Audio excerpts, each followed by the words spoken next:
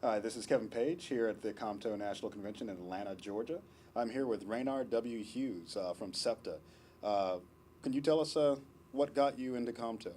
What got me into Compto is that talking to individuals that was in my local facility, SEPTA, they was telling me about organizations that I should be a part of, and the organization was Compto. And once looking in and seeing different things, I realized there was minorities as myself that were looking at opportunities to promote themselves and to network.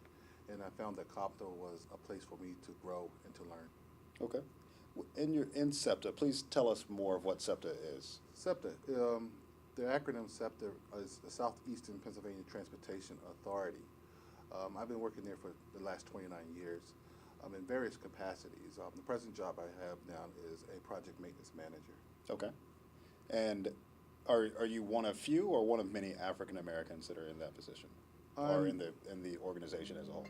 in the organization. There are numerous individuals of color there.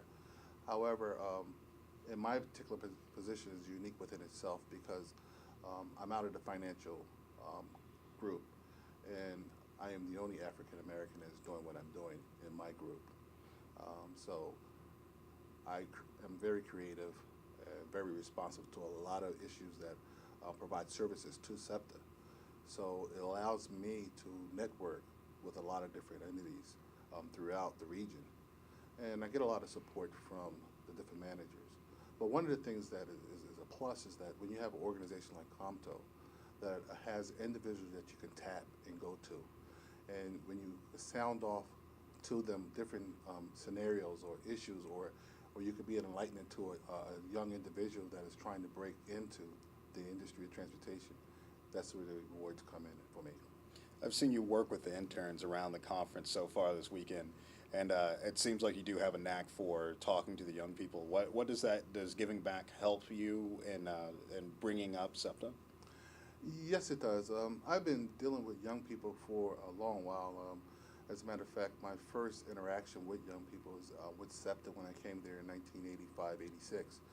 And actually, I went in and out of the school districts of Philadelphia talking to young people about opportunities in transportation and what they need to do to prepare themselves after high school. And coming to Comto, I saw that was one of my niches that I love and something that I could do.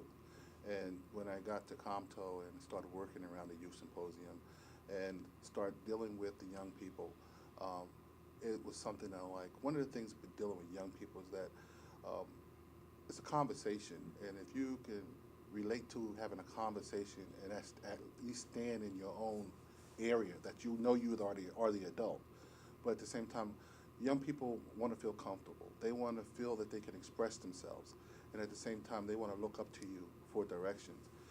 In a lot of our communities, we have a lot of individuals that do that, and I think that's what I am, an individual in the community trying to make something happen, trying to enlighten young people that there's more out there for them and that there's people out there willing to give to them.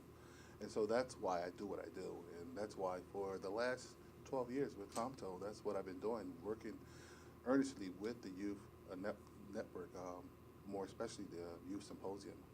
I'm a part of the Scholars Program. Matter of fact, I am the co-chair of the Scholars Program, and I really enjoy giving back to the community. And our children are our futures because when we step off as the adults, as we call ourselves, Right. we're going to have to be able to leave a legacy that could go forward. And if we can grab our young people, and we're like parents, if you instruct your children in the way they go, they will go in that direction. And so that's why I do what I do. So, could you tell me a little bit about your personal history? Where are you from? I'm from Philadelphia, Pennsylvania. Grew up in the inner city.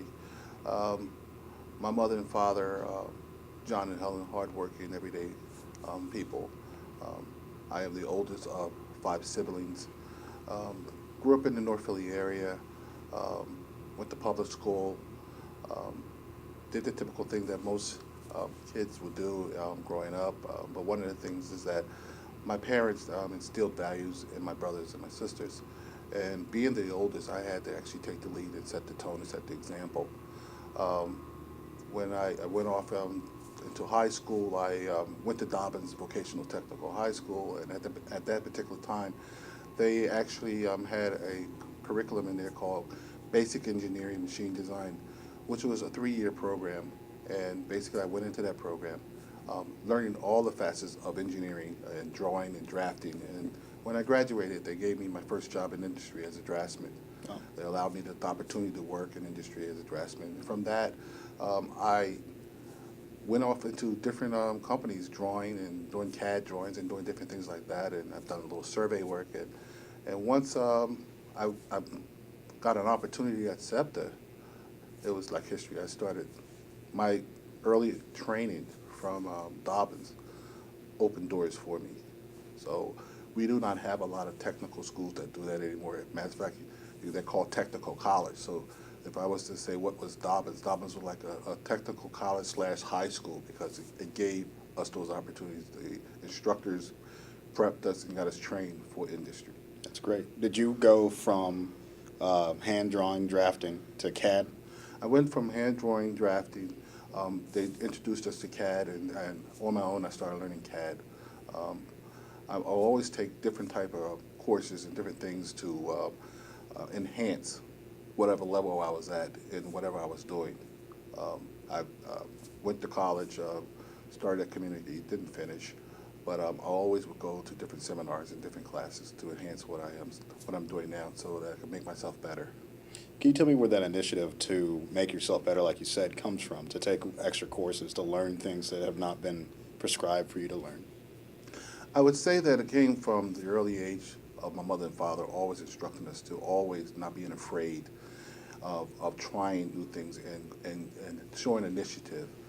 You could just sit around and take a pity party, or you can sit around and have some kind of initiative to do something. And also, besides that, my total family involvement. Our family is a very close-knit family. My aunts and uncles and different ones like that. And then my church family. I grew up what you call a church boy. So I have all of those things built into me. And so, and different people like Dr. Martin Luther King's speech that you're going to be a ditch digger, you be the best ditch digger. You're going to be a street cleaner, be the best street cleaner. So those are the type of tools, and those are the type of things that was planted in me as a child, and as I grew up. That's what I try to implant and instill in young people as well. So that is also how I view helping young people in the community. Great. So, Mr. Hughes, thank you for your time. And from the outside looking in, it sounds like you're doing a wonderful job. Oh, thank you. Thank you.